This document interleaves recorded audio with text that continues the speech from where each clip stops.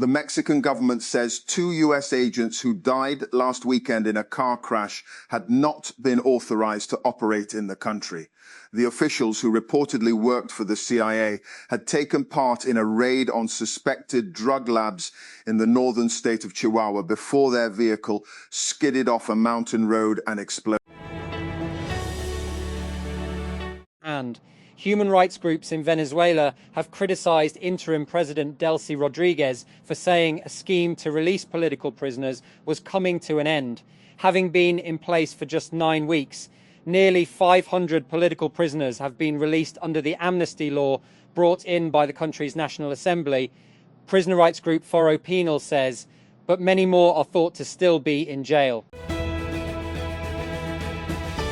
Gaza held its first elections in more than 20 years on Saturday, but only in one city for a small fraction of the shattered territory's population, amid a stalled process to advance the US-brokered ceasefire between Israel and Hamas. The elections took place in the city of Deir al-Balah in central Gaza, one of the areas that suffered the least destruction during nearly 2 years of Israeli bombardment of the enclave. Held under the auspices of the Palestinian Authority, the municipal elections also took place in the occupied West Bank, amid perceived widespread disillusionment with the ruling Fatah party. Deir el-Balah, Gaza, early this morning, Salama Badwan, his wife and daughter, headed to a polling station in Deir el-Balah, central Gaza, to participate in the municipal elections, which are taking place for the first time since 2006. The 43-year-old said he was delighted to be casting a vote after such a long absence and overjoyed that his daughter, who recently turned 18, could vote for the first time in her life. And the Mexican government has said 2 federal agents from the United States killed in a car crash in connection with an anti-narcotics raid, widely reported to be CIA officers, were not authorized to operate on Mexican territory. Mexico's security cabinet said in a statement on Saturday that one of the US citizens had entered the country as a visitor and the other on a diplomatic passport. And in a letter to the residents of Tumbler Ridge, Canada, OpenAI CEO Sam Altman said he is deeply sorry that his company failed to alert law enforcement about the suspect in a recent mass shooting. And after police identified 18-year-old Jesse Van Rootselaar as a suspected shooter who allegedly killed 8 people, and the Wall Street Journal reported that OpenAI had flagged and banned Van Rootselaar's ChatGPT account in June 2025 for describing scenarios involving gun violence. And the company's staff debated alerting police, but ultimately decided against it, eventually reaching out to Canadian authorities after the shooting. That Islamabad. The capital administration on Saturday night allowed all types of public and goods transport to enter the city, while also revising business timings. The administration said all bus stands across the city were operational, except Faizabad. It said that the Faizabad bus terminal would remain closed until further notice. And 31 sloths planned for a new slothnarium in Florida died before the attraction's planned opening, authorities have found. The mammals were planned to be showcased at a permanent public exhibit at Sloth World in Orlando, set to open this spring. And the United States has agreed to ease certain sanctions on Venezuela in order to allow the country's government to cover the legal fees for ex-President Nicolas Maduro, and who is on federal trial in New York City for drug trafficking charges after being abducted by US forces in January.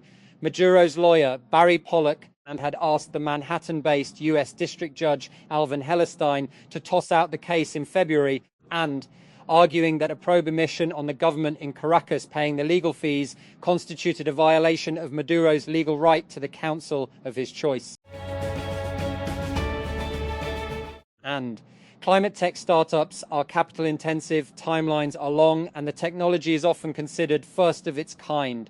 What's more, a key value proposition is addressing pollution, an externality that is, at best, poorly priced by the market. Those aren't the quality stock pickers tend to favour, And yet, public markets appear to be warming to climate tech startups, or at least some of them.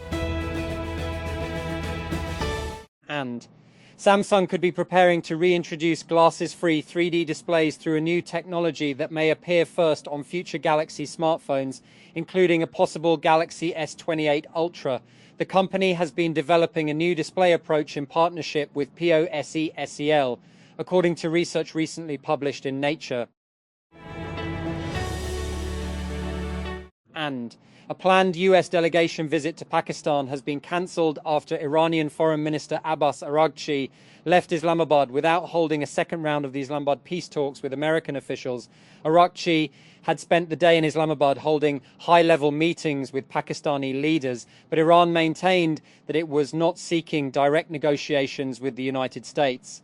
Less than 24 hours earlier, Tehran had also publicly denied requesting face-to-face talks. That. Karachi, for the second consecutive day, rescue workers on Saturday carried out a search operation to recover an 11-year-old boy feared to have drowned after being swept away while swimming in a major waterline in Scheme 33. The boy, Zahid Mohammed Khan, was swept away around 2 p.m. on Friday while swimming in the Karachi Water and Sewerage Corporation, KWSC's line in Scheme 33 near Al-Azhar Garden. And the Lahore Electric Supply Company, LESCO, has announced scheduled power outages in multiple areas on April 26 due to maintenance and repair work on electricity lines. According to the notice, and power supply will remain suspended from 4 p.m. to 10 p.m. in areas linked to Safaraz grid feeders, including Yusuf Chakwal, Ijaz Textile, Unilever, Abu Bakr, Ghani Gaz, Safaraz, Yaqub, Arc, Nishat Chunian, Shah Taj, and Mezan Beverage, Medigas, KRK, Golden Textile, Ravi Imran, and adjoining localities. And Samsung could be preparing to reintroduce glasses-free 3D displays through a new technology that may appear first stop on future Galaxy smartphones, including a possible Galaxy S28 Ultra. The company has been developing a new display approach in partnership with POSECHEL, according to research recently published in Nature.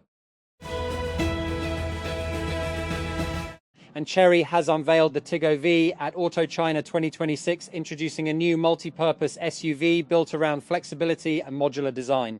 And the Tiggo V is the production version of the T1TP concept showcased in 2025 and carries forward its core idea of a transformable vehicle. And it is offered as a 7-seater in its standard form, but can be reconfigured into multiple layouts, including cargo-focused and pickup-style configurations, making it one of the most versatile models in the Tiggo lineup. And the US State Department has ordered a global push to bring attention to what it says are widespread efforts by Chinese companies, including AI startup DeepSeek, to steal intellectual property from US artificial intelligence labs. And according to a diplomatic cable seen by Reuters, the cable, dated Friday and sent to diplomatic and consular posts around the world, and instructs diplomatic staff to speak to their foreign counterparts about concerns over adversaries' extraction and distillation of US AI models.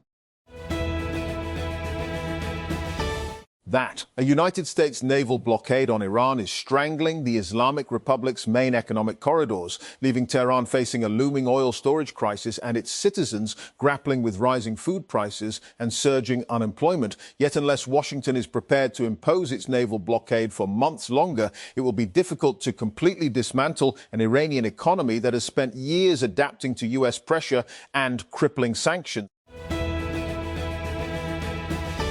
And here comes another one. From his guard booth, Benito Hernandez enthusiastically waved another car into the overnight car park. But the latest vehicle, like the others before it, drove straight past.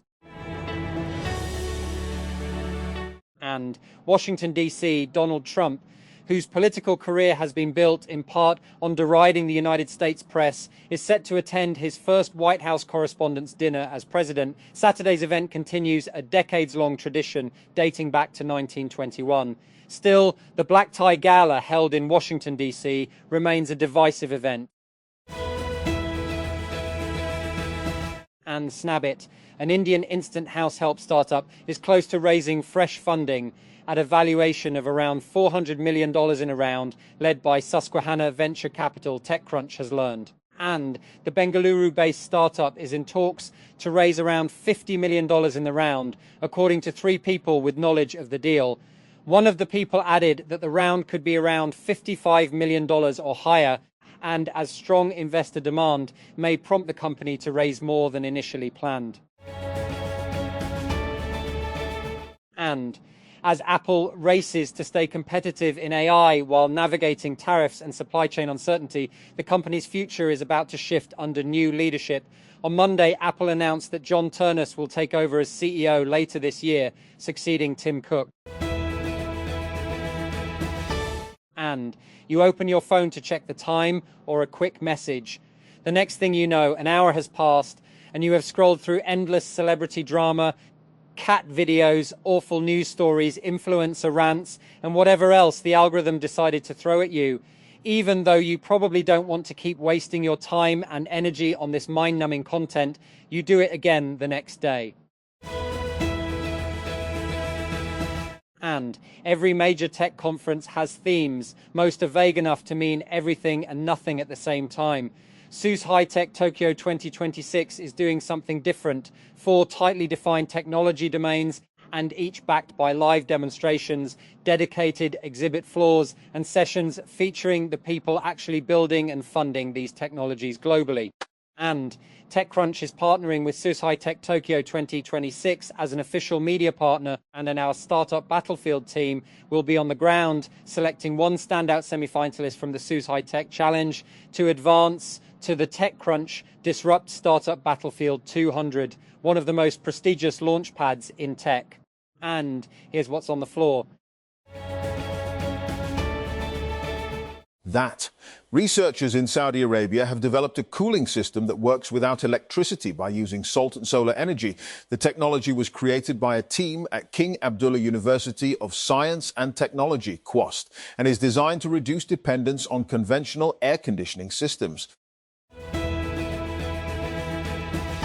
And the Foreign Office FO said on Saturday that Pakistan had successfully launched an indigenous satellite electro-optical from China's Taiwan Satellite Launch Center, terming it a significant milestone. And the Pakistan Space and Upper Atmosphere Research Commission, SUPARCO, has successfully launched its indigenous electro-optical satellite, EO3, from the Taiwan Satellite Launch Center, and marking another significant milestone in the nation's space capabilities, it said in a statement posted on the social media platform X.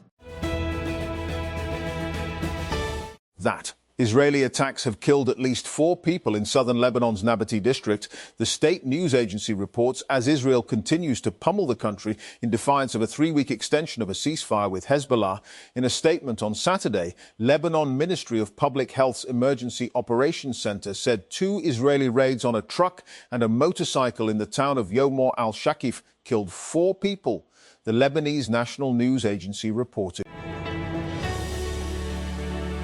And the Punjab government has made it mandatory to obtain a green property certificate for all land and property transactions across the province, and introducing a new requirement aimed at strengthening legal verification and transparency in real estate dealings.